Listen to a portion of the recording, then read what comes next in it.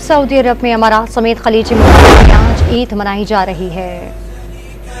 हुज्जाज ने रात मुज़दलिफा में खुले आसमान तले गुजारी, इस्तिग़फ़ार, ज़िक्र व अस्कार और दुरूद व सलाम पढ़ा गया। नमाज फजर पढ़कर मुज़दलिफा से मिना रवाना हो गए। बड़े शैतान को कंकरियों के साथ आज कुर्बानी करेंगे। ईद उल अज़हा के लिए कराची से पेशावर तक जानवरों की खरीदारी जोरों शोर से जारी। महंगाई के बावजूद कराची की मरकजी मवेशी मंडी लाए गए तकरीबन 1.5 लाख जानवर बिक गए।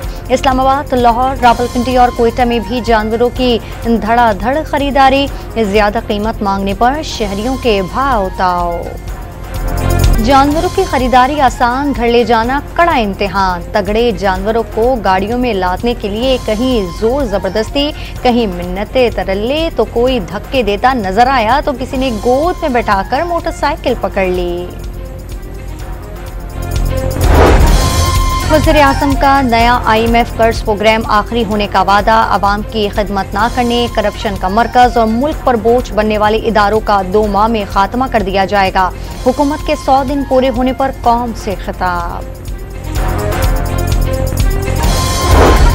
प्रोसेस और पैकिंग में दस्तयाब आटे, दाल, चावल, चीनी और मसालों पर 18% सेल्स टैक्स आयद। वकला और चार्टर्ड अकाउंटेंट्स पर 45% इनकम टैक्स। IMF ने शराइत पर जबरदस्ती अमल कराया। चेयरमैन FBR का इंकशाफ। नॉन फाइलर के मोबाइल फोन सिम्स बंद करने के बाद बिजली और गैस भी काटी जाएगी।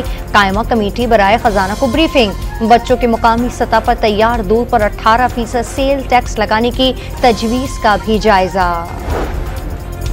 पेशावर के इलाके गुलबहार में फायरिंग से पुलिस अफसर जाँ बहाक आसिफ अली ड्यूटी करके घर जा रहा था। रास्ते में मुल्जिमान ने फायरिंग कर दी। आसिफुल्लाह की नमाज़े जनाजा अदा कर दी गई। पुलिस, हुक्काम, अहले खाना और शहरियों की बड़ी तादाद ने शिरकत की। T20 वर्ल्ड कप में ऑस्ट्रेलिया ने स्कॉटलैंड को शिकस्त दे दी। 181 रन का हदफ 5 विकेटों पर हासिल कर लिया।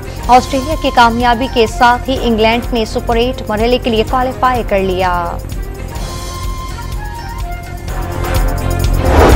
और T20 वर्ल्ड कप में पाकिस्तान टीम आज आयरलैंड के खिलाफ आखिरी मैच खेलेगी। मैच पाकिस्तानी वक्त के मुताबिक शाम 7:30 बजे शुरू होगा।